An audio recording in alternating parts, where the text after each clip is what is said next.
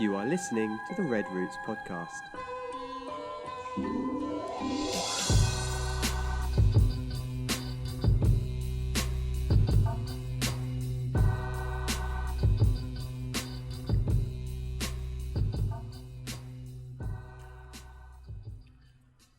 Good morning, good morning. Hey, Good morning. Oh boy. Feels like that's a bad start. Why? Yay. Good morning. I was trying not to overdo it. Oh, you underdid it. That's possible. Everybody good? Yep. Yes. Have a good 2 weeks. We haven't done it 2 weeks. It feels like a long time. We haven't done a podcast. Yeah, I haven't been to your office in 2 weeks. It looks good. That's not true. You were here like 3 days ago. Was I? Yeah. Oh. No, I came to the I went to the church. But I don't. Oh yeah. Because I walked in there and saw. You're right. My bad. Anyway, how are you? Yeah, I'm good. We finally did it. I know you guys have not been on the church's TikTok today. No. Don't do it now because we're doing this. That means it's not good at like. So we started a war. There's like a war in the comments. Like, because we talked about confession. And like, if you don't know, like the main, I guess you'd say, religion of Latin America as a whole is Catholicism. And we did a video. Remember we did that video on confession, part 1 and part 2? Well, we did. It was a really good. Yeah, no, it's good if you're an evangelical Christian. It's really good. But so some guy gets in and he's like trying to correct, he's just trying to correct like what confession is. And we fly with the eagles, my guy. And so but then like I woke up this morning and there was like 60 some notifications, like just from last night. Cause I saw it late last night, but I'm not gonna, I don't care. Like it's our account. We put up what we want. Right. That's why you're in the comments. If you want to start your own thing, then go do your own thing. However, it's like he started like basically was trying to explain, and then they were just people were obviously going at him, but he was like basically a Catholic apologist, and like he was saying that basically priests can forgive us of our sins too because Jesus gave priests the power to forgive us of our sins and blah blah blah blah. And like it's like, look, my guy, having a bigger hat than everybody else does not make you qualified to like forgive people's sins. And like it really missed the point too of the video, because what we were talking about is there's 2 different types of forgiveness, and the video was about forgiveness is asking for forgiveness, and like why do we have to ask for forgiveness if we've been forgiven? And that was kind of it's a good question, but that was the perspective of the video. And so we talked about forgiveness of a judge and forgiveness of a father. And so the first one we were talking about forgiveness of a judge. Once you are saved and you are a believer, with evidence of fruit of the Spirit, so on and so forth, there's transformation in your life. Like that's not what saves you. Once you're saved, and you can be sure you're saved by the evidence of your life. So let me be careful before somebody hits in the comments in this. But then you're saved, and so forgiveness of the judge. Your price has been paid. Sins. Even though people don't like saying this, past, present, and future. Not intentional future, right? Because that's the opposite of fruit. That's works of the flesh, total work of the flesh, and no fruit of the Spirit. So that takes away. That means you're not saved. But anyways. But yeah, you will fall up and slip up, and those sins have been forgiven. And then, we talked about forgiveness of, the forgiveness of a father is like, even though your dad is never going to stop loving you, like you still ask for forgiveness. You know what I mean? It has everything to do with who he is, and nothing to do with your position, so to speak, of like, because you're not really asking for forgiveness if you're only asking so that you can get something. That's just business savvy or manipulation or whatever. We teach our kids not to do that. Yeah, and so that's basically what we're talking about. And this guy, like, I don't know, goes on. He's from Bolivia. He has a big Bolivian flag in his picture, and so it's like, I'll let you know when we start church, like, so you can come be a part. But I knew this was gonna happen because we say stuff like, and it's a public thing. You know what I mean? And we say stuff, and like all the comments up until now have been amen, amen, amen, amen.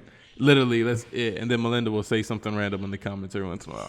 But like every day, it's just amen. You've seen it. It's like amen, amen, amen. And then like, now. But then people were responding and going back and forth. Like I couldn't even read it all. Like it was just like, so interesting, fun I know what times. I'm going to be doing after this then. Yeah. Catching up. Joining the war. No, Guess we're ordering lunch. So. What'd you say? Guess we're ordering lunch then. Oh. Because you usually go home and make lunch. Well, there's some time in between here and lunch. But those comments are so long. Okay. Yeah. Anyways, yeah. So good weeks. Weeks. Yep. Yeah, Yeah. it's been good. Yeah. TikTok fights. We've been busy actually lately. We've been kicking butt. We have a lot of content been coming out with the podcast and the different videos throughout the week. We started a new video series yesterday. We did. Don't want to say too much about it, but did you enjoy it? Yeah, I enjoyed parts of it. Like this one part, but there's literally tears coming down my face. Like I'm laughing so hard. And it's debatable. Like I guess people could say it doesn't belong on our channel, but it's our channel. We can do what we want, and it is like a part of missions. But we just made it like the first ones maybe are a little bit cringy, like because we're like kind of nervous and like kind of don't know how this is gonna go. But then like it hits. We did 6 of them. 6, I think we did Something 6. like We did like 6 of them. So for the next 6 weeks, you'll see one of these videos, and yeah, it's fun. One particular two were actually fun. And so, yeah, be on the lookout for those. He's like pumping me up, right? Well, because I want you to And enjoy getting me it after you excited see to see it. And then it's like, but I'm not going. You can't see it until Well, you're wait, ready. you gotta wait. Yeah, I think it was like gotta the wait 4th or with 5th everyone one, right? Oh, yeah. Or was maybe the 3rd and the 5th one? I think it was. Yeah. It was like the last one we did, wasn't it? Or did No, we do- because did we one had to more? do something to cleanse the palate after yeah. that one. Yeah. So yeah. The coconut thing was the last one. Oh, yeah. Yeah. And so so it was like I think the 5th one and the 3rd one. The Pasoka is the 3rd, I think. Anyways. Did you grab the coconut from here? No, we're not eating coconut. See, you trying to slip Yeah. answers out. It's not. No. Yeah. Anyway, I mean, the idea is that we're just trying Bolivian foods and stuff like that, and so just we're literally just trying different Bolivian foods. Some that like we've tried, some that we haven't tried, but just another way to introduce people to the culture here and kind of see like what it is that I guess some of it we don't eat because I've lived here for 10 years and haven't eaten some of this stuff, or 11 years, I guess. But like the stuff that's regularly and readily accessible and normal things that are eaten here. Yeah. And so that's the idea. And like drinks, and we'll just try different stuff. And so they'll be from 2 minutes to 10 minutes, whatever the episode is, just depending on what it is. Yeah. But I like it because it was, I think sometimes you feel the pressure to like everything. You're like, oh, I need to like this food. But we just say it how it is. Yeah. No, I mean, because I would not put it out if everything we were like, ugh. Like then that's just but like it's unrealistic to have the expectation on missionaries or anybody to like everything. Yeah. Like just smile and eat it. Guys, like that's not necessary. Like people, like even people here don't like some of the stuff. Yeah. Like, it's somewhat ignorant to assume that all Bolivians like everything that's made in Bolivia. Like, and that's just what they, smiling. And that's not true. And I don't ever feel that pressure. Like no, that's the thing. It's the only people that put pressure on you to do that are missionaries. Ironically. That's because they teach you that when you go on short-term trips. Yeah. It's like swallow it, doesn't matter And if like, it's gross. I mean, I kind of get on a short-term trip because you're there for a week, and like, so you don't want to be like, oh, I don't like that, and you're only there for 5 days, like, good grief, just eat it, But yeah, we don't. You have a right to not like stuff, and so some stuff like we haven't even like this is not what the podcast is supposed to be about, but who cares? We haven't even eaten anything nasty yet. No, we have. But we have not eaten anything like that's supposed to be like like monkey hands or whatever. Like nothing. It's nothing They're crazy. all just traditional dishes so far. Oh, yeah, they're not even like what we did. It was like snacks basically, like the little breads and stuff like that. And man, like honestly, the memory. Just thinking back to yesterday, the taste is coming back in my mouth. Bread? Talking of bread. I'm telling you. Gross. Okay, I'll buy one for you. No. I'm telling you. Like I can't explain it. Yeah, like I laughed so hard. I can't. That might even, you just have to watch it when it comes out. Oh. Anyways, the topic we're going to talk about today, 30 minutes later, is do you ever feel like that you're not doing enough? Good question. Yeah, I mean, God, all night. you guys act like we didn't talk about Why did this. you think about that one? Every wow, time. that is a good one. No. Do you ever feel like you're not doing enough? You? Yeah. I feel like that every day, that I'm not doing enough. But oddly enough, I also feel like I'm doing too much, like simultaneously. Yeah. How does that work? I don't know. I think it just depends on what you want at the moment. Yeah. You know what I mean? If you want to just chill. Yeah, it's true. Like what I'm the goal doing too is. much. Yeah. Like, you know what I mean? Yeah. But if you're feeling down and insecure, like I'm not doing enough, and it's typically opposite to what you're doing. You know what I mean?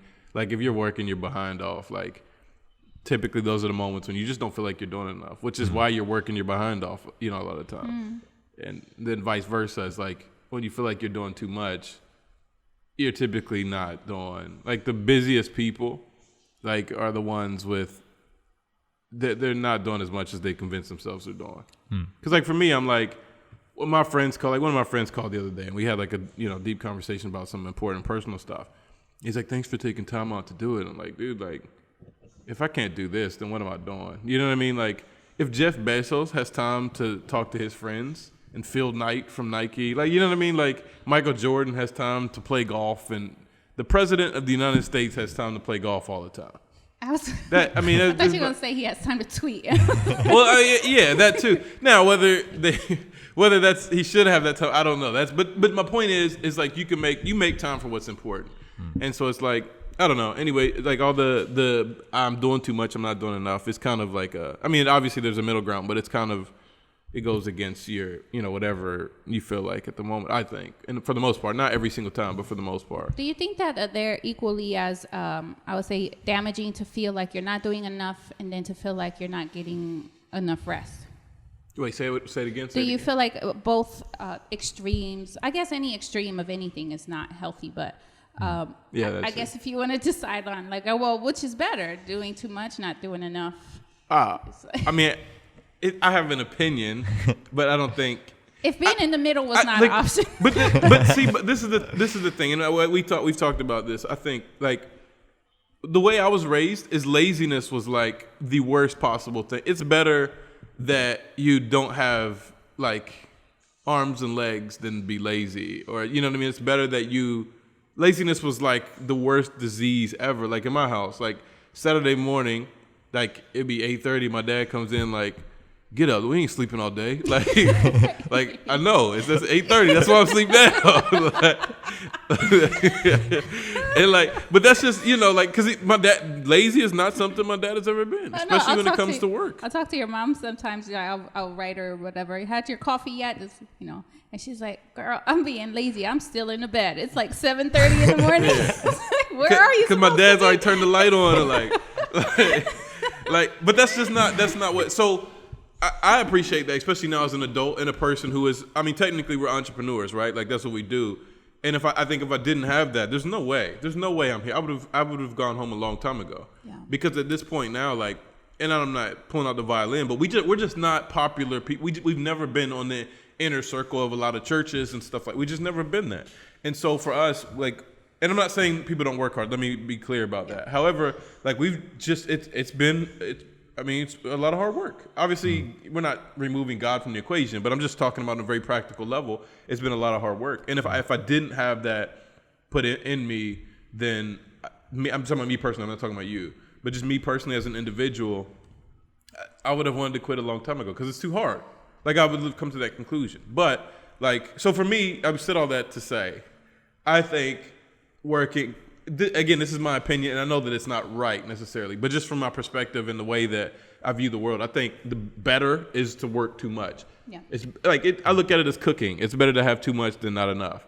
Like everybody comes to your house for a big Thanksgiving dinner, and they get like a roll, and that was good. Do the Simon thing before he leaves. And I remember one time I made lunch, and Simon was sitting there, and he just grabbed like a little teaspoonful of rice, and I'm like, what is he doing? I was like, it doesn't look like a lot. I guess he's just trying to make sure we all have enough food. It did feel terrible. Yeah. So like, again, it's just the way that I was raised is that there's almost nothing that worse that people can view you as than lazy. Like that's the worst thing that people can see you as. You know what I mean? And so it's like, so for me, that's like lazy. Again, I know this is not necessarily I'm not right or wrong for that, whatever. But like laziness is like the plague. So like from the perspective, now we're not talking about spiritual stuff or God, but like for people to see you, like I think the better way for people to see you as a hard worker. Yeah. And then now, when that comes to start neglecting your family and stuff like that, that's a different conversation. That's not what I'm talking about. That's a different conversation. But to see you work hard and stuff, as opposed to like always underachieving, but then equally always being like, oh man, I'm so, you know what I mean? And like there's people that wake up at 4 a.m. to bake their goods, and they sit out in the sun all day selling this stuff. And then you come to them and like, oh, I'm so busy. You know what I mean? Like, I'm not saying you got to match what they're doing, but it's just disrespectful at that point. I don't know. That's my opinion. What do you think? Yeah, I think it's a difficult balance to try and get, working too much or not working enough. I think you put a lot of pressure on yourself. I know I do. Even though I know I'm working hard and that I am busy, I always feel like I need to look busy to other people around me. Yeah. And so I always feel like that one moment that I sit down for a second, it's the one moment that everyone turns up. And they're like, oh, just sitting down all day. Yeah, I knew it. that 1 second that I chose, like it would be at the football or something, and I would have just ran around for like 2.5 hours. I would have done all this and something, and then I'd be like, okay, I just need a minute to stand in the shade. And I'm always conscious, like that 1 minute that I'm standing in the shade, someone's going to drive past, and you start running in place. Like quick. But it's like, I don't know why I always put that pressure on myself to like, because I know people are always like watching everything that you're doing, and so I'm always extra conscious like when I'm out and about, being like, okay, do I look like I'm working? I know that I am, but do I look like it as well? Yeah. It's just an added pressure that I don't need in my life, because I know that I am working. I know that I am doing what I need to be doing. I don't need to be worrying about if other people think that I am, but that's just the pressure that I feel, Yeah. That's interesting. You talk about that pressure, because I don't know, like I feel like a lot of missionaries have that pressure. I remember having a conversation with one of my friends. We used to go for walks a couple times a week around our neighborhood, and that was a constant battle that she had. Was I knew her as a hard worker. She homeschooled her children. She was very involved at our church. She did a lot for the community, and she took care of her household. Like she was a missionary as well, and so like I knew that she was always busy. But her major thing was like, I need to feel like I'm doing the most because people are watching us, and I need to justify the support that we receive from our partners. And I'm just like, they're not watching you. They know what you tell them, which you want to be honest in what you tell them. But as long as you're very clear on what you're doing and what you're accomplishing and where their investment is going, I think that they will be more than happy to continue to support you and support your work. But it broke my heart because I saw herself pushing herself so hard and being still, no matter what the result, good or bad, she was always just very hard on herself.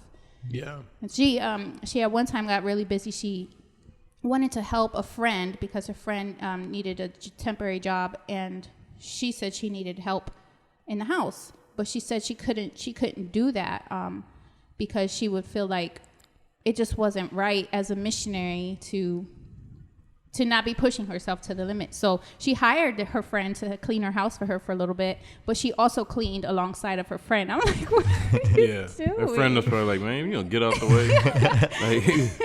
like just slow me down. It's just like, just do you know how to just relax? Like, stop worrying about these pressures. Yeah, because I think that's important too, is knowing how to rest, like really taking care of yourself. And obviously, we're not, like, exercise is great, but it's not limiting it to exercise. It's like mentally as well. You need like a mental break. Even if you're not physically tired, you need like a mental break as well. Even though you don't think you do. The problem is when you realize you do it, then it's too late. And so like, it's something that I think you have to program into your schedule is rest. This is the problem is, man, we're so unbalanced, Yeah. And and a lot of times we base whether we're working hard enough or not on what our experience with someone else. So if we see someone who overworks and neglects their family and all this other stuff, then we underwork typically because, I don't want to work hard like that. Yeah, that's over. I want us to spend time. And so, you're taking extra time in lunch, 3-hour lunches and, like, you know what I mean? Just like absurd, ridiculous stuff. And like always, anytime there's like any extra meeting, like, I don't have to have family time. And you go home and sit on your phone on the couch for 6 hours. You know what I mean? Like, it's not family time. And so you just become an excuse maker at that point instead of like, a person who progresses, but equally on the other end of it, if we see people who are lazy, which Unfortunately, a lot of people, we've had this conversation internally with people from our church and leaders and stuff. And this is one of the things that we wanted to confront in our church culture is as an individual church, is like the way the world sees a lot of Christians is as lazy. They see them as lazy, like they're always late to work, just always, you know what I mean? Always with excuses, but then always want to be the first one to pray. And people are like, get your hands off, you know what I mean? Kind of like that. Like, I don't want to catch that. You know what I mean? Like, and so we just really want to change that and raise the bar on that. Because there is a lot of laziness in it. And so, but unfortunately, it's Christians, it's not just Christians here, it's Christians worldwide for whatever reason. Anyways, we'll get into that in another episode. But anyways, I think the reaction to that a lot of times is like, oh, I don't want to be seen as that. And you work yourself into the ground, you know. But I think the common denominator on both of those things is our motivating factor for whether we rest too much or work too much is people. You know what I mean? And like, you know, the theology of rest in there as well. Like you're just understanding that like God programmed like rest into, you know what I mean? Like there's morning and evening, the first day, and, you know, so on and so forth. And the Sabbath is like all rest and except, you know, all these things are very important. But I think we, you know, for us as believers, it's like work and rest is about Jesus. Like it's about Jesus at the center of all of it. Like his work is sufficient that he's done in us, but because so like we can rest in that. But because his work is sufficient in us, then what should that motivate us to do? And what should that motivate us? How should that motivate us to represent him and to make this? Because like if we look at Jesus and the disciples, like they worked hard. Like the disciples after the ascension and stuff, the disciples are busting it. Like they're working hard. Doesn't mean they're neglecting their families, but their life's in order, and this discipline comes in as well, right? You see fruits of the Spirit, self-control, and all this other stuff. But if you look at it from that's a good one. From the fruits of the Spirit, they're explaining a well-balanced life. That's basically what it is. It's like the Holy Spirit brings balance to your life and really like directs you and guides you in, you know, each area, and makes you not be so extreme on one end or so extreme on the other, and overreacting to one person or to another. Because that's the issue we have in all of life, right? Yeah. Is politics, as we see, I struggle with this, is I see certain Christians with a certain party in the United States, and I'm like, yo, I don't want to be like that. And so the tendency is to move me so much further the other side. But then the other side, I see people doing something, and then it moves me back, and then it just becomes this weird state of confusion of caught in the middle, you know. Yeah. And so we're trying to not be like somebody instead of trying to be like somebody. And I think our work habits reflect in that, you know, and definitely in churches as well. There's a lot of churches that don't clap or sing or whatever because they don't want to look like that church. But there's other churches that do clap and sing and like overkill and put a show on, like literally because they're trying to prove that they're not like those people. But it's like, I think that's one of the common factors we have is we take our eyes off of Jesus constantly, and we're looking at how hard people work or don't work, or how lazy people are, you know, or whatever, or how people worship or how they don't worship, or what they give an offering or what they don't give an offering. And like, so there's a lot of churches that don't like to talk about money because some churches abuse talking about money. But again, looking at, you know what I mean? Looking at the wrong thing, looking at what other people do instead of what Jesus does. And that's just, I think that's a lifelong discipline and practice of like literally just keeping your eyes on Jesus and you know, and in his grace and mercy, obviously he'll never leave us, forsake us. And you see Peter takes his eyes off of Jesus, takes his focus off of Jesus, and he falls prey to the winds and the waves, which we make it like, you know, he's an idiot for falling into the ocean and not walking on water. Good grief. Like that's the laws of gravity. Like, you know what I mean? Like that's just but he took his focus off of Jesus, but Jesus is there to pick him back up, and he walked back with Jesus. And that's the goal, is that we should never be walking without Jesus in the first place, you know? And so Jesus is there to pull us up when we take our focuses off. And to apply that to work it's complex because we have all these examples of work. Why are we working? Well, to make a living and provide for my family. Like, you know, like who's your provider? Like God is your provider. See, but again, we go to the extreme. So now, oh, God's my provider. I'm just got to have faith and see what God's going to take care of it. Like that's not, if you're a kid and even if your father's a billionaire, then he's going to kick you out for thinking like that. You know what I mean? Yeah. Because you're just like, you don't get it. But equally, it's like he's your provider. So he doesn't want to see you out there, your knuckles bleed. And he's like, dude, like I'm your provider. You don't have to do all, you know what I mean? So there's a balance there. It goes both ways on it. Like, hey, I want to see you active. I want to see you do something and represent who you are, or represent me and who I am. And but from that perspective and with the goal and understanding that I'm your provider, but equally understanding who I am behind all this. But on the other side of that too is like not being lazy and like overly resting in the provision of God, because that's not what it is, you know. Just understanding, I think, that he's sufficient and he motors us along in life, and he has to be the source of our hard work, and also the source and the goal of our hard work, and also the source and the goal of our rest. That's good. We do all things to glorify him, including rest. We talked about that in church, and it was such a weird thing. Even for me, as I was saying it, talking about glorifying God in your rest. But there's a part of that is taking care of your body, you know. Mm-hmm. But the irony is, if you want to take care of your body, well, you definitely need to rest. But if you rest too much, it's terrible for your body. Like, that's just the natural, even if an atheist would agree with that. If you rest too much, then you become a slob, and your muscles get weaker and whatever. And so, like, definitely busting it in the gym and working hard is nice, but then having a time of recovery and rest, and really, like, you know, prayer, meditation, and so on and so forth, like really just focusing on who is central to your life, brings you back to focus so that you can work hard with him at the center again through the hard days and through, you know, the easy days or whatever.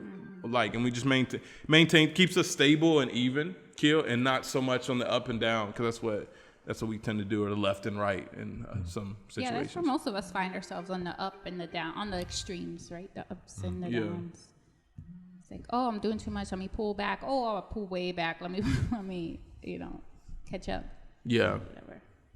I think it's difficult as well in terms of being either on the mission field or in ministry as well, is you don't really have set objectives for the week, like things that you have to achieve in order to qualify as a good working week. That was a good working week. So like, say, when I worked on the farm, or if you work in a supermarket or something like that, you have goals for the week. Monday to Friday, this is what you have to achieve. This is what I have to achieve Monday.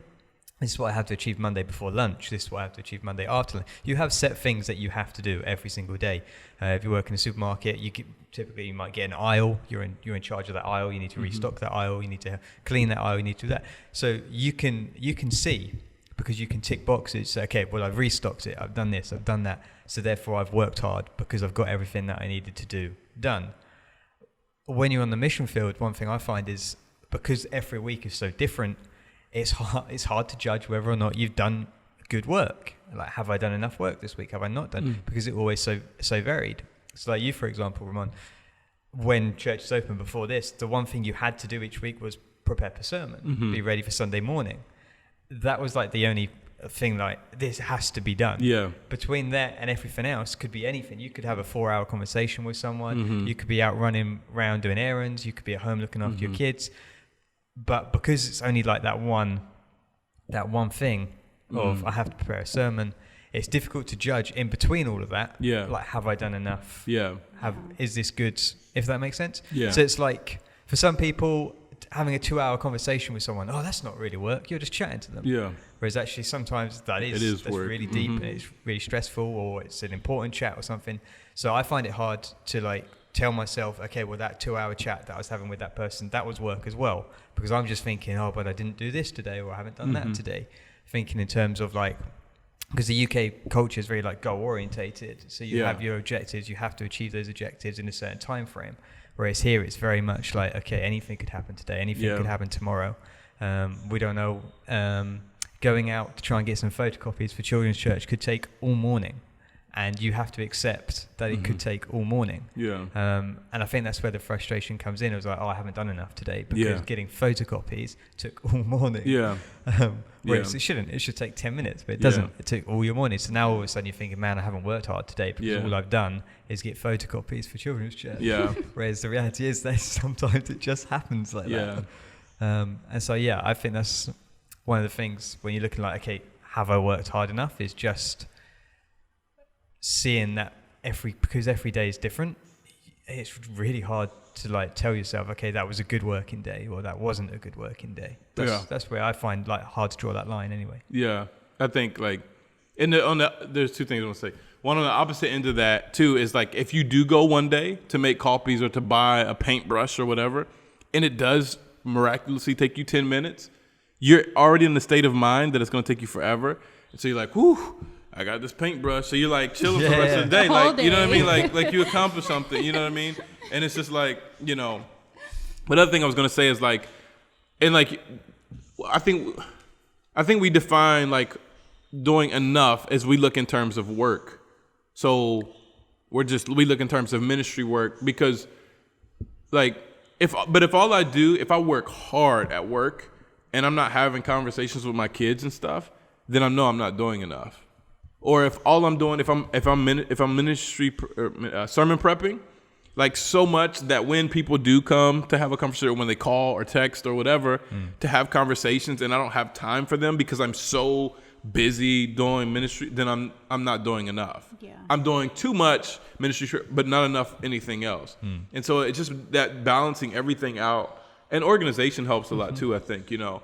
But equally, again, we go back to this, I guess, is not getting to the place to where you're like, yeah, because like routine is great, but it can also be an enemy, you know, because if I've been doing it this way for 6 months or a year, then that's just what I do. And the opportunity, you know, rolls up for you to expand or to, you know, extend or whatever, to grow or whatever. And you like turn it down because, I'm just, you know, this is all I've. And so we think that just because this is what I've been doing for 6 months, which can be fine, that this is all I'm capable of doing. And so then we don't want to stretch it up. Don't want to overwork, you know, so it goes both ways. And so it's like, it's very tough. But again, it's just like, I think it does go back to like glorifying God. Am I glorifying God in the way that I work? If I come in at 7 and I stay until 9 at night, am I glorifying God in the way that I'm working in my office? Yes. Am I glorifying God in my time with my family? No. Am I glorifying God in my relationships? No. Am I glorifying God, you know, so on and so forth? Am I glorifying God in my rest? No, et cetera, et cetera. So Jesus doesn't call us to, he doesn't call us to sacrifice, as far as good areas, he doesn't call us to necessarily sacrifice our family or good areas for the benefit of just working hard. Yes, he calls us to make sacrifices. That's definitely right. But ultimately, like when we have the Holy Spirit, it brings balance to our lives. And balance means you work hard, you love hard, you have good, hard, deep relationships with your friends, you rest well, you can do all these things, and we're capable of doing all these things. We've just convinced ourselves that we can't, because again, we do look on the TV, see Jeff Bezos, oh, he's a billionaire, I want to be a billionaire too. Well, but he's divorced and all this other stuff, you know what I mean? And so it's like, okay, so what's the cost of that? And that's not our goal anyways, but so what does that cost them? So you can say like, okay, well, I don't want to be so consumed with work that I end up losing my marriage or my kids or my friends or, you know, or whatever. So, you know what I mean? So it just, Jesus, sorry, I got something in my throat. Jesus brings balance to our lives. And it seems, at times because his focus is different. So we see Jesus as a hard worker, and we see him as the disciples away from their family. But then equally, we see people accusing Jesus of spending too much time eating and drinking. And so it's like, because he's quote unquote hanging out, and that's just not what someone of his stature should do, according to, you know. And so yes, things do change when you bring, but ultimately, like, it doesn't look like what you think it should. I'm not communicating myself properly, but I don't know if you understand what I'm trying to say. But it doesn't look like what we think it should look like. But equally, we are productive and doing enough in every area, because he's called us to holistic living, not just church living. Because that's an issue that we have in ministry, is ministries are successful, but oftentimes come at the cost of personal relationship with Jesus or personal relationships, period, in life. And that's not necessary. Some personal relationships probably need to die, to be honest with you. But we're talking about fruitful relationships that God has placed in your life, people that are part of your community that are going to help cultivate you through the work of the Holy Spirit, you know, to bring out the best in you, call you out on your wrong, encourage you in your right, and, you know, et cetera, et cetera. We definitely need to take care of those relationships and you know, and make time for those. Make time for those. Yes, you do. You need to have time for those. And one of those obviously is your marriage and your parenthood, whatever, which are, you know, stuff like that. But then ultimately with your friends and stuff as well. But equally, be like, work your butt off, you know, during your work time. Yeah. So that's all for me. I was like, and I stay extra sometimes, but like from like office hours, 9 to 6. Like in Bolivia, you do a 2-hour lunch. So 9 to 6, 2-hour lunch. That's my office hours. And like sometimes I'll stay past 6 or whatever if I want to get like these videos or whatever done. But ultimately, like in my mind, I'm like, okay, I'm past. You know what I mean? And so I'm on my time clock, and I'll come home and I'll intentionally sit with the girls and like have a conversation, whatever, until they go to bed. And then I'll come in there and talk to you. And like just having conversation, not checking off the list, but just making sure that I'm investing in the right things, all the right things. Because there's 24 hours in a day. There's enough time. And then equally resting better, which I've been resting a lot better recently, you know. Yeah, before when we were in college, Ramon knows this about me. Like I was very check things off the list kind of person. And I had a schedule for everything from my nap to what time I was going to eat lunch to shower, everything, you know. And Ramon's like, well, you know you're going to eat lunch. Why do you have to schedule that? You know you're going to shower. Why do you have to schedule that? I eventually like pulled back, and then I pulled like way back. I'm like, yeah. Did I shower today? No, I'm just kidding. It's the extremes, you know? But I grew up, and I don't fault anybody for this, but my personality was that I wanted to please people. I wanted to please my grandmother, please my mom, please my father, my grandfather. And so I worked very hard and made sure I was like as perfect as I could be, right? And so so that means working hard, right? But I still really struggle with that because I know that I'm not working to please anybody but God. But that same mindset kicks in like, okay, where's my checklist? Because I want to give God glory today. I want to glorify God in everything that I do. And so it becomes that pressure to that workspace kind of thing, not workspace for my faith and my salvation, but that I want to please my Father. And so it just becomes, but still your heart is like, wash these stupid dishes. You know? Yeah. But I got it done. Glory be to God. You know? Yeah. And so it's just personally, you know, that is something that I struggle with. And I have a hard time finding that balance, that middle ground to where I'm getting it all done, but maybe my heart is not right when I do it, or my heart is right, but I'm not getting it all done. And so yeah, it can, I feel guilty on either extreme, you know. I'm not doing enough because I'm resting. I want to pop back up and do something. Or if I'm doing too much, I'm like, oh, my children are going to grow up scarred because I'm not paying attention to them. All they're going to remember is my face in the screen working on the computer. Yeah. It's torture. It is like, it's not fun at all. And so you know that the solution is like, find your balance, but it's just like, okay, easy to say. Like at the end of the day, like that's what I was saying a second ago, but I think like it's just necessary to have that reflection on your day. It's like, okay, did I glorify God in all the necessary areas today? Which is every area, right? And so like I divided between like health, but then the health goes across, but like personal health, and then like physical health, spiritual health, mental health, relational health, work health, you know, ministry health, whatever. And so like, and sometimes the answer is no. But then you go back and you make adjustments for the next day. Okay, well, like I need to take a step back here and take a step forward here and just really bringing all things to balance and like seeing, like, did I glorify God in all those areas of health? Did I glorify God in all those areas of, you know, of stewardship? Am I stewarding these things to the glory of God in my life? And obviously you're going to make adjustments and mistakes. But going forward, I think is like just asking yourself that question almost constantly. And it forces you to pull back in some areas and push forward in other areas. You know what I mean? And there are different periods of time, like where you just like there's some weeks when I'll just tell you straight up, I'm like, yeah, I'm gonna put some extra hours in this week because I need to get this done. Like right now, we're still doing church stuff, like remodel church stuff. So probably sometime this week, I'm gonna have to work a couple of days late. Like it just is what it is. But then when that's done, then we go back to, you know, life or whatever as we know it. Doesn't mean I'm going to spend the night here, but equally, you know what I mean? Like just, you know, time away from my wife and kids or my friends or whatever, you know. It is a tough balance because our tendency is to drift. We have a drifting tendency. And so our what is this called? I know it's called an eyeball, but our sight drifts. Like what is our focus? Our focus tends to drift. And again, it's with Peter falling into the water. Our focus drifts off of Jesus constantly.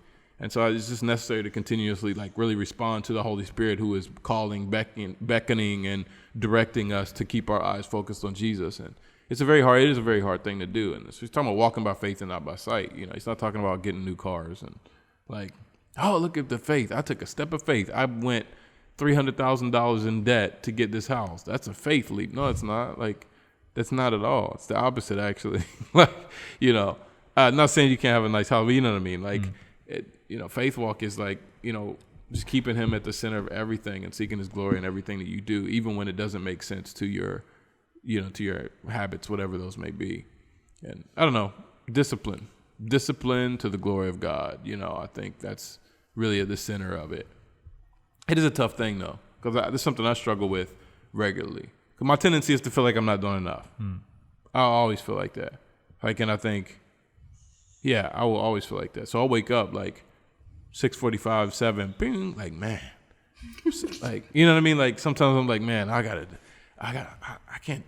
I feel like I already have decided before I even get out of the bed that I'm not gonna be able to do enough today, and that's like not a good thing to be in. I mean, it comes from a good place, well, seemingly good place, but not self. It's really self-dependency and whatever, and so I don't know. It's a struggle. So no real answer here. Just all over the place. And like I want to communicate a certain thing, but like I can't say it right. But like it's just I guess confusing more than anything. But just finding your balance in Jesus, It's Mary and Martha. Like that story we kind of get wrong, but that's another story for another day. That's a book title, Mary and Martha. Like I mean Because I think the book is Are You a Mary or a Martha? It's like or. I'm like I don't know. There's times for Martha is not the bad person in that story, like the way that we make it. But anyways, so am I doing too much? No. The problem is there's always more to be done. I think that's the thing, right?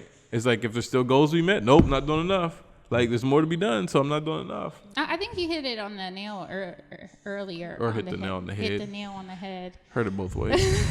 I have actually not heard it both ways. That's just heard it. Hit the nail on the head is all I've ever heard it. Just stop. Okay. Nothing else have I ever heard. Not about screws. Now you made me forget what I wanted about to say. hitting the nail on the nail. Edit that out. No, we ain't edit. Come on. If we didn't edit Your Arms of an Angel song out. You have to bring that back up. Yeah, because it's a highlight for everybody who listens. So you said I hit the nail on the head. You already made me forget. Oh, I blame you. Mission accomplished. You're doing too much right now. Yeah, so. I have a tendency. So yeah. You got anything else big this week? See, you try to answer no. You thought I was gonna say anything else to add. You got anything going on this week? Yeah. Care to share, or are we just? Well, you mentioned last week that that we were invited to be featured in a newspaper, and so I'm finishing up. They asked us to do a half-page magazine ad. What did I say? Newspaper. Who does that? I mean, they do. I just magazine and half-page ad in a magazine. So I'm finishing that up right now. But when people see the ad, we want them to go visit our website, and then it makes me realize that our website needs a lot of work. Yeah, and you've been telling me that for years without looking at it, because we don't go to our website, right? Right. And well, the reason why we started it originally was just so that our partners had a place to go to do their donations, right? Because they already knew who we were and what we did, so it wasn't very informative. It was just like, hey, you can go here and make your monthly donation. I think people don't go to I don't know, maybe they do go to the website to like learn about the ministry and stuff. I think typically look at Facebook or whatever. I don't know, but yeah. Anyways, it's a good tool and we should use it. For that reason, especially because. Now we're on all the social platforms, and so if people want to know about us, they can go there. But then also in the ad, since we have a lot of YouTube videos, we're referring people to our YouTube channel, and our banner has been the same for years, and so I need to update that as well.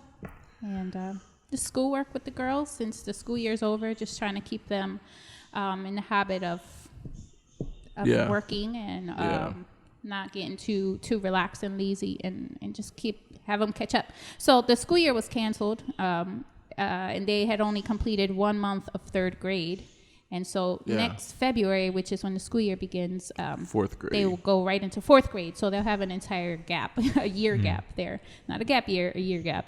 And so it's a year gap. No, I thought it was just a year gap. A year gap. Yes, that's fine, right? A 1 year gap, maybe you can say? A 1 year gap. Okay. Where they didn't advance at all officially, you know. So I'll be working with them this week on seeing where they are, catching them up, having them practice. And good luck. stuff. It's cool. It's always tears. It's like, come on, girls, time to read. I can't do it, man. This is too much, like, it's too many emotions involved. Like, it's a schoolwork, guys. 2 plus only 2. do it for like an hour a day, an hour and a half. How does math bring tears? Like, come on. They have a workbook. It's actually a curriculum called Writing with No Tears. So I guess math could. And the paper's all wet at the end. Like, look, is it raining? Like, what are these drops? I think that no tears comes from like the parents being like, could you just do this? That's why I can't, this like, 50 times already. I can't do it. Like, the memes are like the best. When you see like the memes that say like, they have the parents say, what's 2 plus 2? And then they have like another picture with the parents' veins popping up. I said, what's 2 plus 2? Like, that's me. Like, I just, that's not my gift. That's not my gift. No, but what's frustrating is that I can tell the girls to do the same thing and remind them every day over and over. This is what you have to do. Do it now. Do it before 9:30. Do it before this. And I mean, hour goes by and I'm like, did you do this? Oh, we forgot. But you told them, I guess 2 weeks ago, every day you need to read something, learn something, and create something, right? Yesterday at 10 o'clock at night, they were supposed to be in bed at 9:30. Jolie's like, Mom, can I have some of the markers? I need to create something. And yeah, but that's the idea. It's 10 o'clock. But I want to create an urgency for reading, learning, and creating. After their bedtime, which they had. Well, she forgot because they've been playing with their friends and stuff. And so, like, I don't even, like, they get so, like, they take it so serious. They do. Like, because I don't even, like, I just asked them. Like, there's no consequences. Like, it's not like, you know what I mean? Not, what's his name? Michael Jackson's dad. You never seen that? Joe Jackson's his name? Yeah, Joe Jackson. Yeah, like Michael Jackson is. His dad used to beat him and make him dance and stuff. Like, hey, it's not funny, but no, it's just when you watch the movie Jackson's American Dream, like it's just silly. Like, but the idea is just silly. But that's what he would like. Anyway, so I'm not that. So I just want them to create something, learn something, and read something, and just be in the habit of doing that. Because I'm like, now if they can start that as 9-year-olds when they're 35, like, man, you'll be in good shape. And so, but like, I'll just ask them like, hey, did you guys learn something today?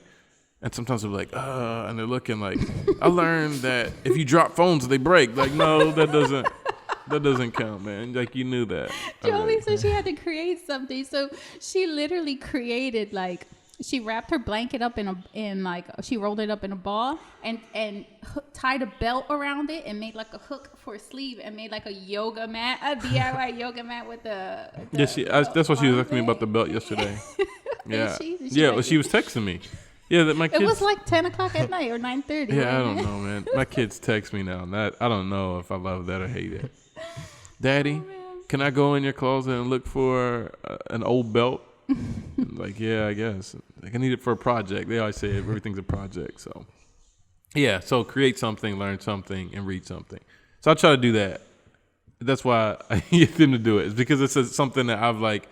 I guess you probably do it every day anyways, but it's something I'm trying to start being conscious of. It's like reading something, creating something, and learning something every day. Even if it's like,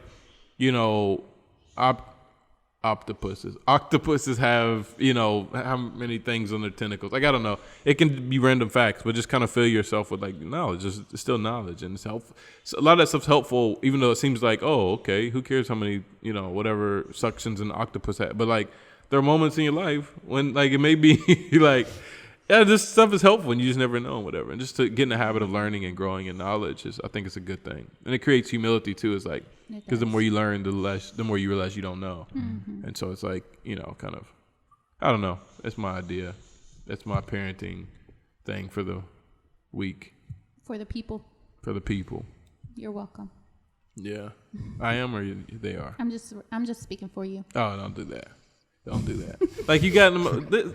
Speaking for people. Isn't this over? Like, what time is it? She logged into my email and is emailing people from my email address. I'm like, I was like, don't be doing that, man. Like, I don't want people coming back like, hey, you said such and such. Like, you have your own email address. So you logging into mine and emailing people for it. Well, let me clarify. There's nothing to clarify.